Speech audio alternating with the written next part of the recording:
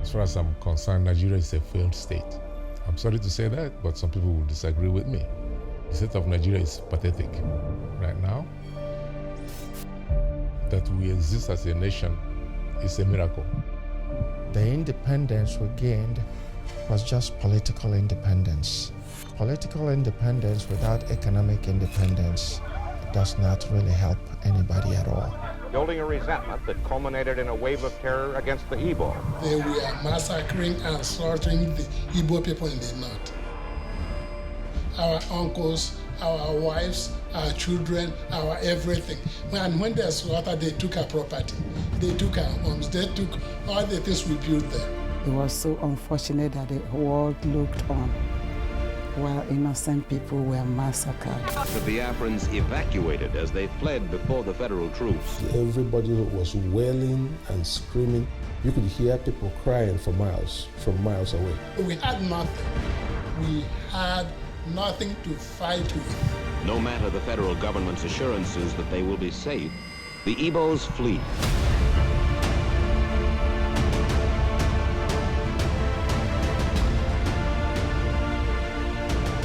They had to suffer, first of all, with the bombing and the strafing that left so many of our civilians dead.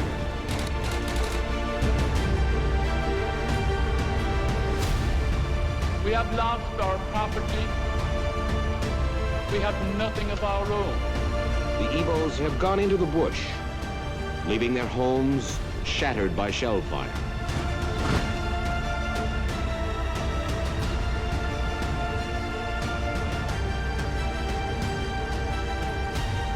Unless something happens, Nigeria will cease to exist as it is. But we live in hope that that Holy Spirit will come down on us, that he will enlighten the minds of our leaders, and that they will lead us to a true and just and lasting peace. We must not do anything that is going to make it impossible for us to reconcile, or it will make the winning of the heart difficult in the end.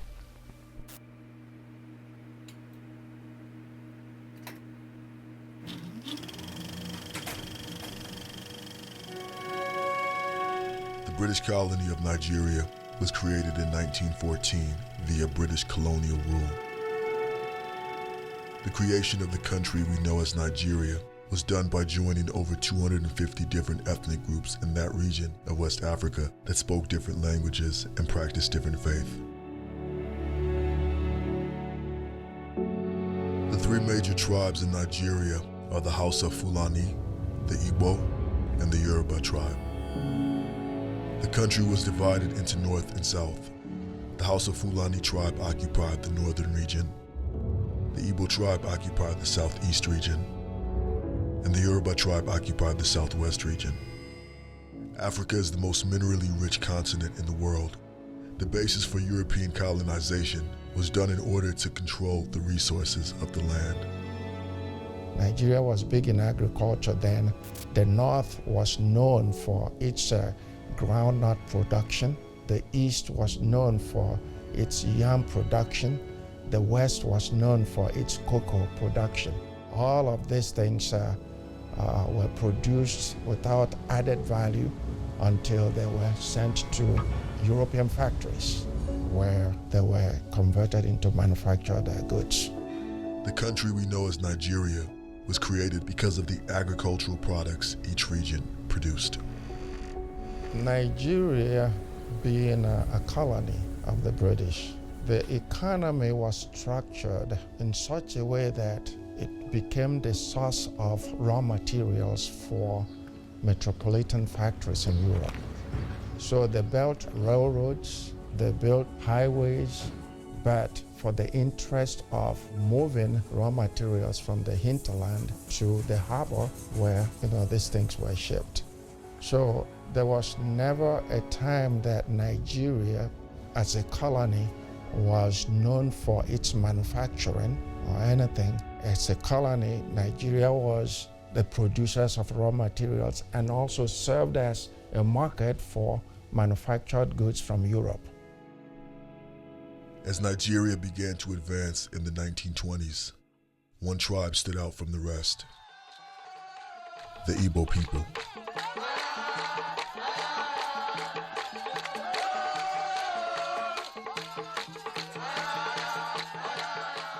The Igbos excelled in the education introduced by the British and quickly emerged as the most progressive ethnic group in Nigeria. The Igbos were very unique. It's hard to find any cultural group that is more dynamic than the Igbos. The Igbos were responsible for building, starting so many industries in Nigeria, in every part of Nigeria, in Port Harcourt, in Kano, in Kaduna, in Lagos, in Ibadan, you name it. They were all there because we are called ubiquitous. When Igbos go into a place, they accept that place as their place. And they get into the politics of that place. They get married to indigenous people. They get into business in there, and they help everybody else in there. That's how Igbos have always worked. Igbos don't go to a place and say, okay, hi, I'm a stranger, I just stay here and go, let me get your money and get out. No, Igbos goes in there to establish. We are everywhere, and wherever we are, we try to build infrastructure, to help, with the development of, the particular location.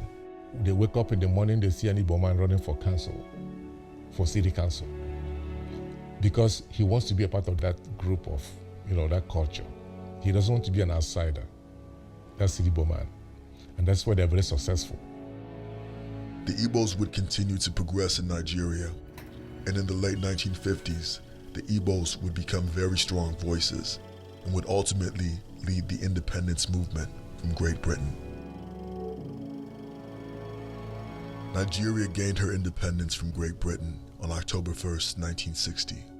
Nigerian independence meant the dawn of self-rule. The citizens of Nigeria were very excited and ready for the challenge. When you rule yourself, you are no longer under the control of some power. So people were very happy at the time. It meant everything for people who were around that time. It meant everything. And I witnessed it. I was only a kid. But I know, there was celebration all over the country, free day for all the schools. It meant everything. Yeah. But nobody knew what was going to be down the road. Yeah.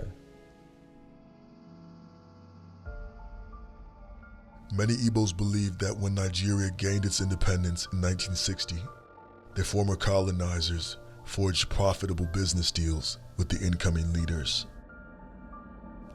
that they appointed before their departure. The Igbos believed that this was done to sustain their interests with the country. Little did we know that the independence we gained was just political independence. Political independence without economic independence, does not really help anybody at all. And the people, the Nigeria was already in debt as a result of the debt bequeathed to them by their colonizers.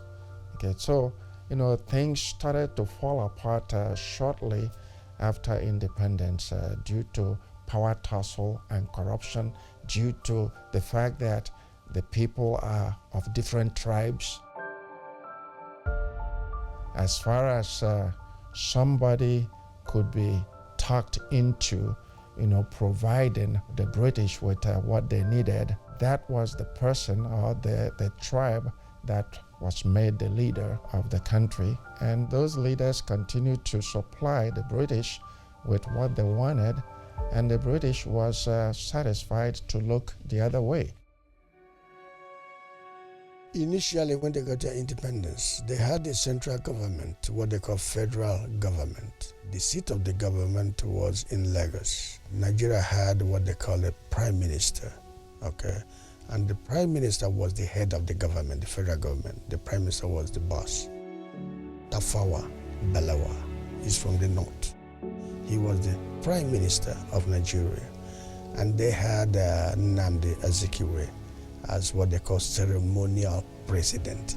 He was the president, but he wasn't in charge of the government.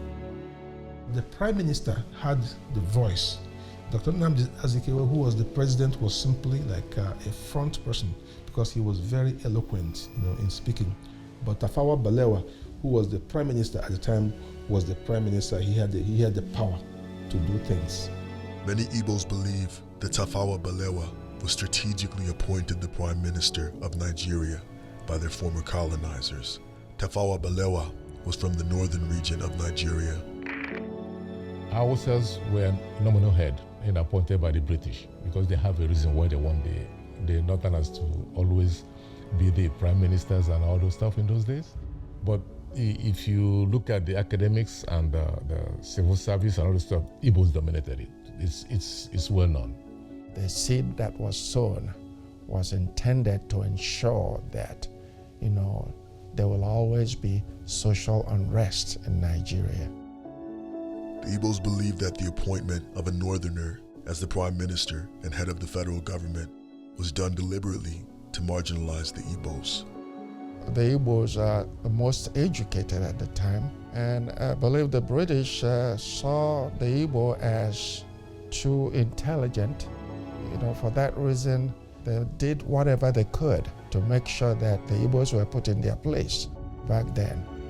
Because we knew a whole lot and we were capable of leadership and all of that, and we were not subservient to anybody.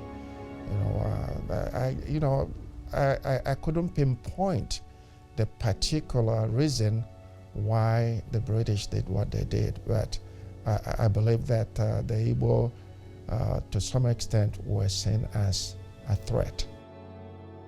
The Igbos were strong-willed and not afraid to oppose the establishment. This was a trait the Igbos had that did not fare well with their former colonizers. The British described the Igbo man as that stubborn race because they didn't get anything passed through us. Nothing. If you tell an Igbo man to do something, he will ask questions, while others will go ahead and do that thing. That attitude has always been what most other ethnicities cannot emulate. I think that's the unique character we have, and that's the problem we have with other tribes. And that's where the jealousy comes into play. After the independence, a lot of stuff started to come out, which under the British rule weren't there, or were there but kind of submerged underneath. Feelings, that ethnicity feelings start to reappear. I'm from North, I'm a Yoruba, I'm a Hausa, I'm an Igbo, that kind of thing started to show up again. Tribal tension was at an all-time high in Nigeria. Although there were 3 major tribes, there were over 250 tribes in the country. And everybody wanted their tribal person to be the leader. And with that, things did not work out as expected. Within 6 years of independence from Great Britain, Nigeria had become a cesspool of corruption and misrule. Appointed government officials helped themselves freely to the nation's wealth. Elections were blatantly rigged, and politicians became pawns of foreign business interests. On January 15, 1966, a Nigerian military general by the name of Chukwuma Nzogwu led a military coup d'etat. Chukwuma Nzogwu was an Igbo from the southeast region of Nigeria. The military coup led by Chukwuma Nzogwu aimed to assassinate all political leaders in all regions of the country, which meant that the coup was not targeted at a specific tribe.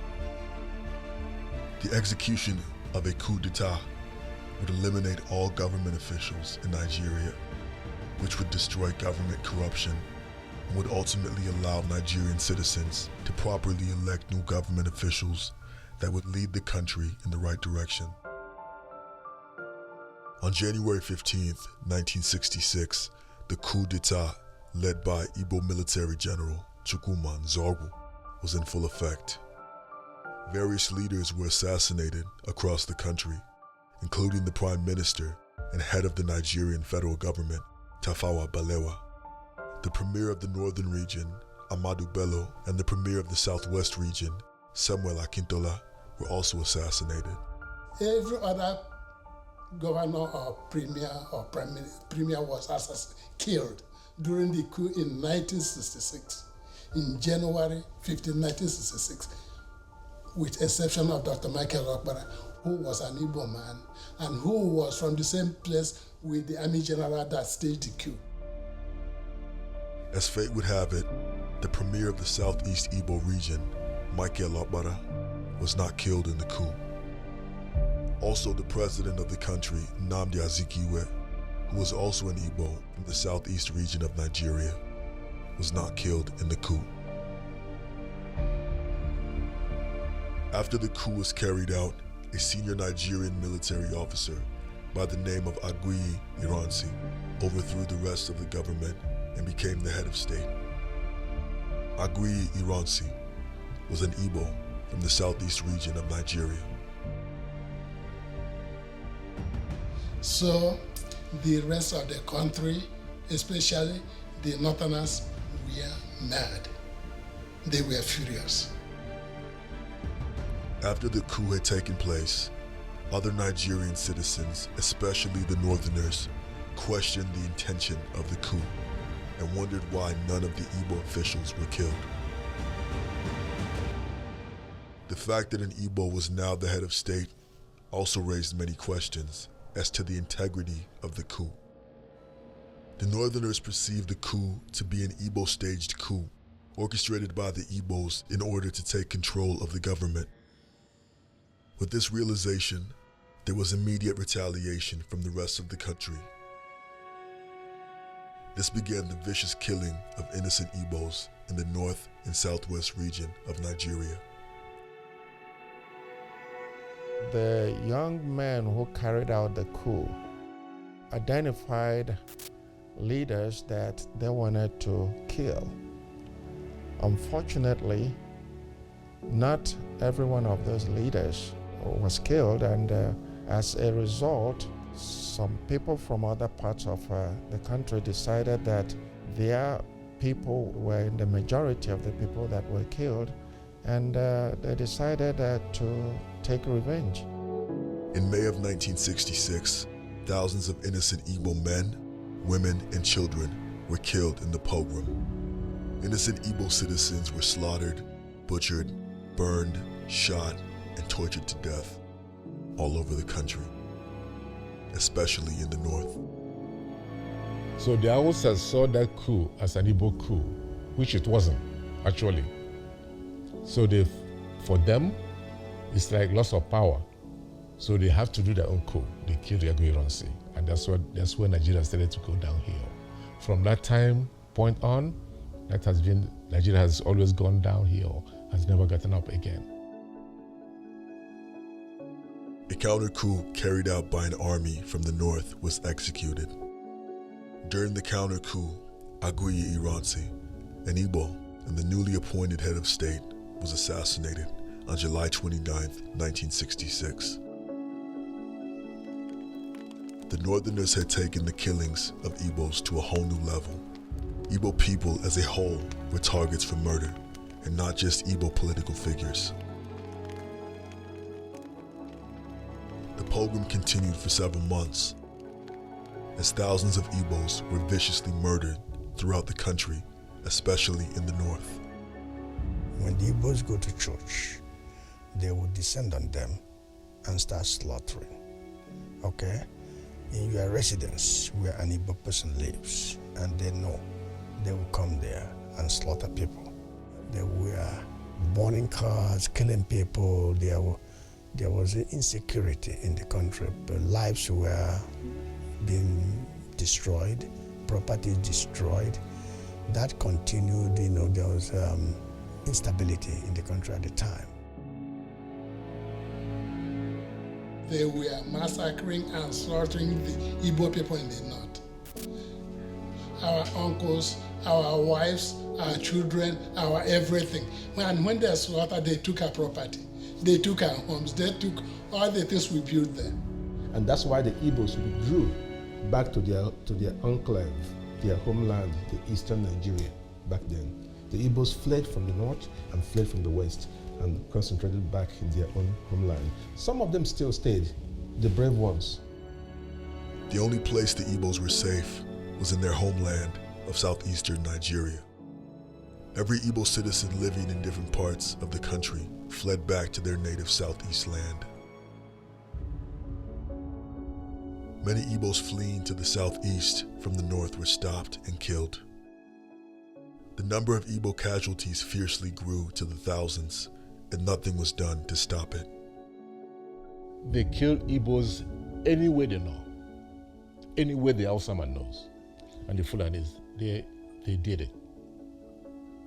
You know, it's something that a real Igbo man, for those people who live to see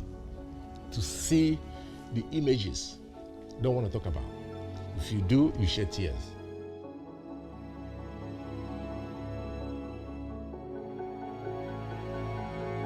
Even your own neighbors helped to kill somebody they have lived with for 40, 30 years together. So that gives you an idea that the hatred they have for the Igbo man. Despite the fact that the Igbo man was instrumental to developing them, making them see the light, educating them in any aspect, marry their daughters, have their grandchildren, who are Hausas too, but Igbos.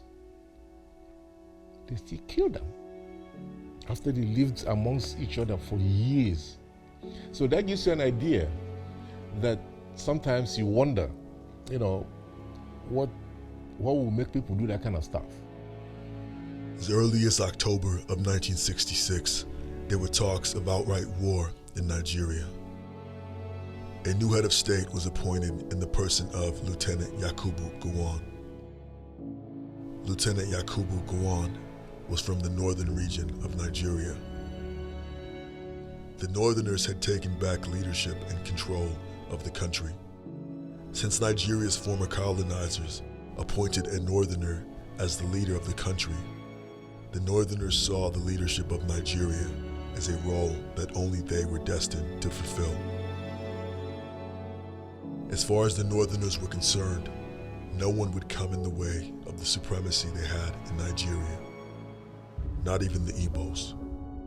Unfortunately, that was the foundation laid by the British, when they were leaving, because they left the country very much divided.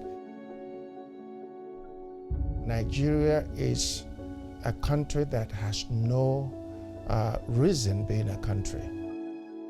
You can carve out about 4 countries from Nigeria, but it was put together by the British in their own interests, knowing that the people they impressed into one country couldn't get along because they are not of the same culture. The cultures are so vastly different, that you would wonder why they are even together. But their togetherness was to serve the interests of the British. The military governor of the Igbo Southeast region of Nigeria, by the name of Odumegwu Ojukwu, became the voice for the Igbos. As the year 1966 came to an end, there were discussions amongst the Igbos about a possible secession from Nigeria. As a last-ditch effort for peace and unity within Nigeria, to avoid a possible secession of the Igbos, representatives from all parts of the Federation decided to meet and have a conversation about the turmoil in the country. Aburi is a city in the West African country of Ghana. It was in Aburi that this meeting would take place. Igbo military general Odumegwu Ojukwu requested a neutral site outside of Nigeria for the council to gather. This gathering has been referred to as the Aburi Accord. On January 4th to January 5th, 1967, the organized summit was held, and in attendance were all top government officials from all parts of Nigeria.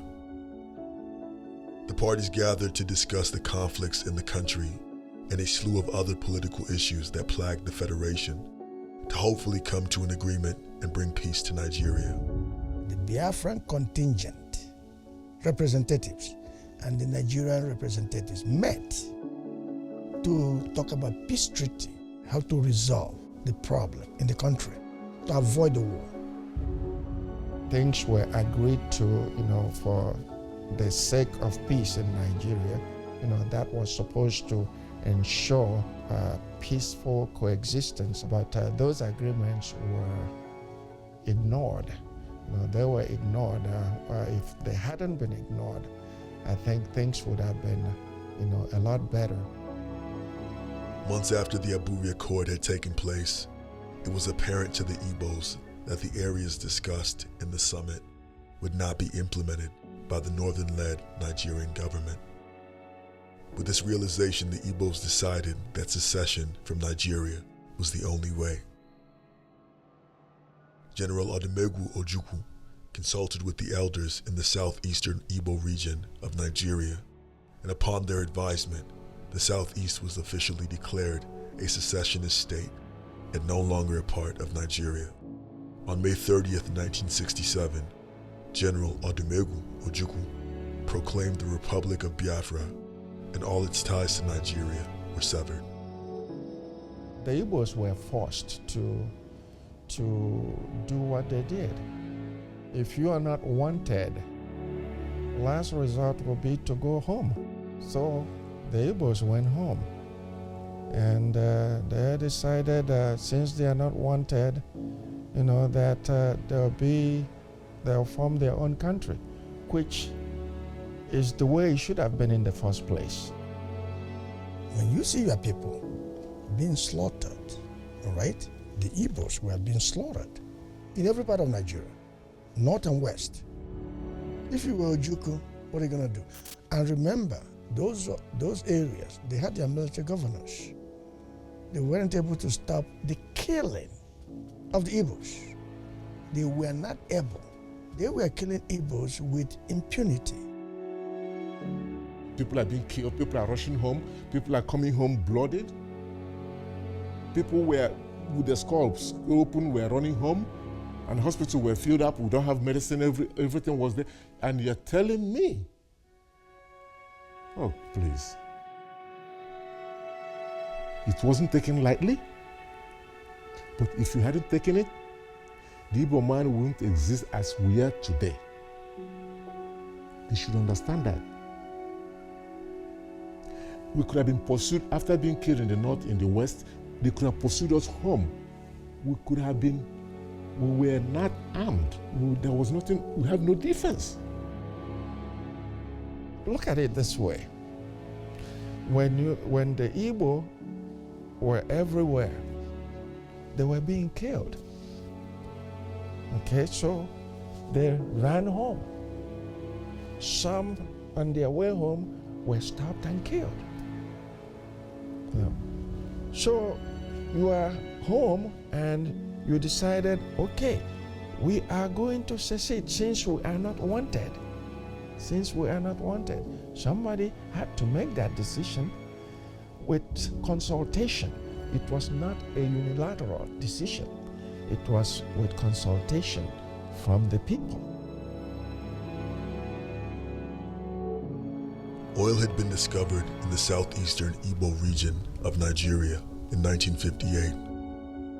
The oil had become a great source of revenue for Nigeria, and if the Igbos were to secede and become the Republic of Biafra, Nigeria would not have access to the revenue derived from the oil. Many Igbos believed that the British were against the secession of the Republic of Biafra from Nigeria. As far as their former colonizers were concerned, Nigeria would remain one country, even if it meant war. The idea that the British supported Nigeria to subdue Biafra was based on oil, period. They know that if Biafra succeed as we did, it's going to be hard for them to access that oil, period. There's no two about it. They know. All the oil reserves were in the south, in the southeast, really.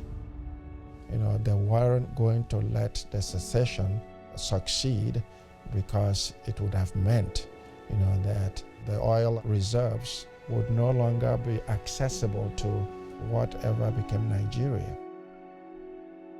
With that, the Nigerian military ensued full-blown war on the Igbos in Biafra.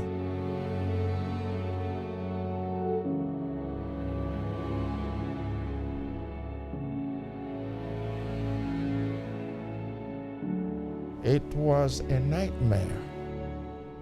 The war that ensued was a nightmare. When you talk about war, there is nothing good about it. There's nothing good about war. There's destabilization that is involved. It's kind of made one wishing that they were dead, really. Everything was very uncertain. There was no salary, nothing was guaranteed. And the British people were supplying the Nigerian government with arms and ammunition, airplane, and they were bombing our schools, our hospitals, our marketplaces, our churches, and people were dying in thousands. There was no military base in the eastern Nigeria. So we had nothing. We had nothing to fight with. Biafra did not have an established military and were not armed with weapons of war. And if the Nigerian army runs on beer and bullets, the Biafran army lacks both, with ammunition constantly in critically short supply. Young Igbo men were conscripted to the Biafra military, and many Igbo families were torn apart. The Nigerian military was relentless as they continued to kill the Igbos in Biafra. The bloodshed and terror that took place in Biafra was unimaginable. The Nigerian warplanes, fighter jets, would just randomly just run through villages and spray bullets across everywhere. And that time you don't know where to run to. Homes, schools, churches, and marketplaces were destroyed. Jet bombers will come to the villages, and nobody had anti-aircraft kind of weapons, so they did whatever they wanted. These bombs were so powerful that if we had like a lantern on the table where we lived, which is about 8 miles away, the lantern would fall off, tip over. The walls would shake, the windows would shake like crazy. It was so, I could still look at my father's face in those days, like how nervous he was, how we were going to survive the next day. For the people of Biafra, death became a common occurrence, as dead bodies could be seen all over Biafran territory. There was absolute chaos and destruction. Everybody was wailing and screaming. You could hear people crying from miles away. Everybody was running here and there, trying to keep from being killed, by the air raids and all of that. So that prompted many Igbo people to have bunkers built near their houses so that when such air raids were in place, everybody ran into the bunker and prayed that their houses were not destroyed by the bombs and all of that. If you were around, you could, the constant, sound of bombs and everything, and the hunger and the suffering was just too much. In order to cut off Biafra from any external sources of aid and all form of commerce, the Nigerian government implemented an economic blockade by air, land, and sea, in hopes that this would weaken Biafra and allow the Nigerian military to conquer all of Biafran territory. They blocked our seaports and our airport. No food was coming. The cities in the Igbo heartland, once the most densely populated area in all of Africa, have been emptied of their people, emptied by the Igbo's fear of the federal Nigerian, leaving their homes shattered by shell fire. The Igbos were blockaded everywhere, and there's a few people who tried to help the Igbos. They all land a plane at night, at Uli Airport, a makeshift airport back then, land a plane at night to supply people with rice, cornmeal, stockfish and things like that, which were distributed around, to the people. The International Red Cross, UNICEF, and Caritas International are amongst the known organizations that provided aid to Biafra.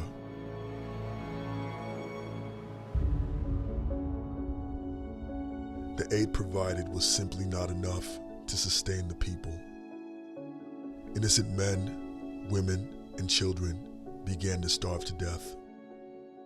Starvation was the main weapon of war. As a result of the blockade, Biafran hospitals did not receive the equipment needed to treat wounded soldiers, and starvation worsened. Young children began to suffer from kwashiorkor, which is a disease caused by malnutrition.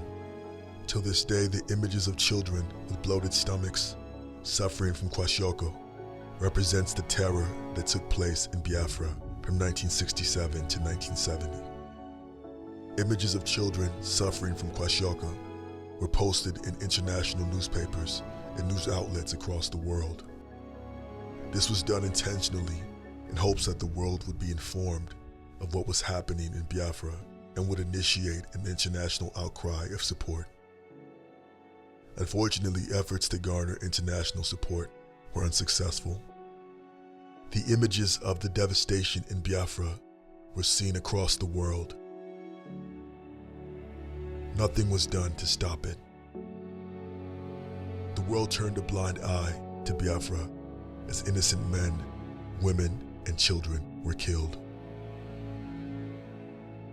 It was so unfortunate that the world looked on while innocent people were massacred. When thousands of Igbos were butchered in the north, they didn't say anything. They didn't care. It didn't bother them. They were there when millions of children were suffering from kwashiorkor, they were being killed, markets were being bombed, not the troops or military part of Biafra, marketplaces, churches, schools were being bombed. Britain didn't raise an eye, America didn't raise an eye. It was in the news every night what was going on in Biafra, in the Western world. It was in the news every night. They pretended it never happened. People were marching on the street in Washington, in New York, in France, in Paris, marching. In London, marching against what is happening in Biafra. The government didn't do a damn thing. In January of 1970, after 3 years at war, it was apparent that Biafra could no longer stand. Igbo military general Odumegwu Ojukwu left Biafra for the Ivory Coast. The suffering and death had come to a boiling point, and Biafra could no longer continue its fight for secession.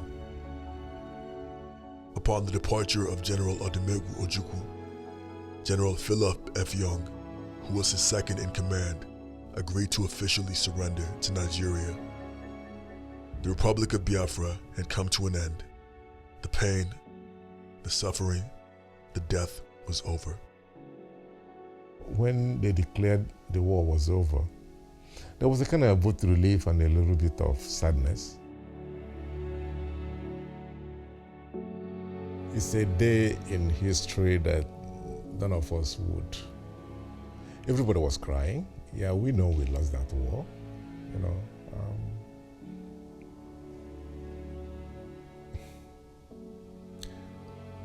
It was a difficult and a welcoming, kind of welcomed event because of the suffering. Because we knew at that time, even as little as we were, as ignorant as we were in terms of power, we knew that we don't have anywhere left. You know. Biafra, Nigeria's civil war, is one of the bloodiest wars ever recorded in history. Over 1 million Easterners died as a result of the war. To the Igbos, this was not a war. No, they didn't want to commit they committed genocide. They did. They didn't want to, they did. That's what it was. How many thousands or how many millions would die for you to classify something as genocide? And where do you draw the line between a pogrom and a genocide? If you're on the receiving side, it's genocide. If you're on the giving side, you say no, you deny it, don't you? That's a normal process in life. As a result of their defeat in the war, the Igbos have remained an oppressed and marginalized group in Nigeria. As a kid, I remember my father. I can still remember the image of my dad crying like a baby when the war came to an end.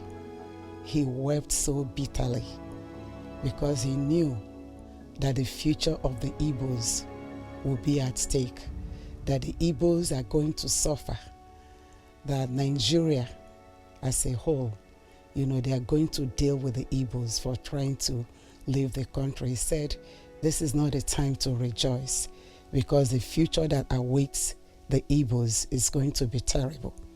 And now as a full-grown woman, I can see what my father said. The history of the Igbos in Nigeria has been very terrible since after the war. When I think of it, we were defeated. We were defeated, and that's the way we are treated today, as defeated people, okay? When General Gowan said, no victor, no vanquished, he was just, saying that for the sake of saying it, because, again, till today, the Igbo, being treated like defeated people. We must not do anything that is going to make it impossible for us to reconcile at the end, or it will make the winning of the heart difficult in the end.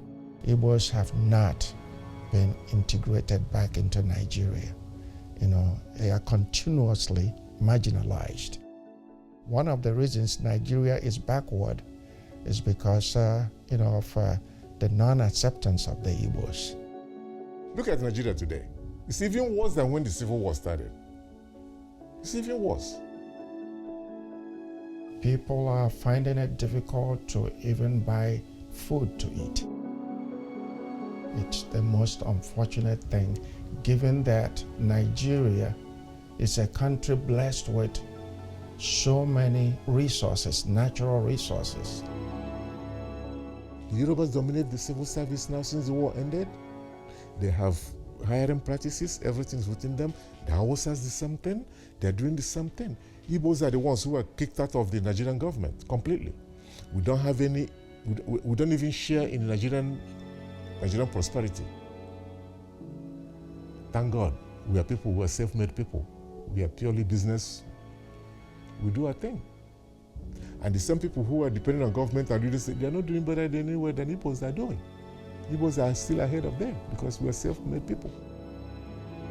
In spite of their defeat, the Igbo people continue to impact any society they are a part of, despite the odds against them. For the Igbos, the concept of Biafra and its legacy will never be forgotten. It might not be my generation. It might not be the 2 or 3 generations to come, but I strongly believe that one day the Igbo man will have the opportunity to govern. The Igbos will have the opportunity to govern themselves, and Biafra nation shall rise again. That word Biafra will never die. One day I might not live to see it, but I know within my heart, that there will be an Igbo nation born. Down the road, it will happen. We will have the freedom to govern ourselves. We will be free.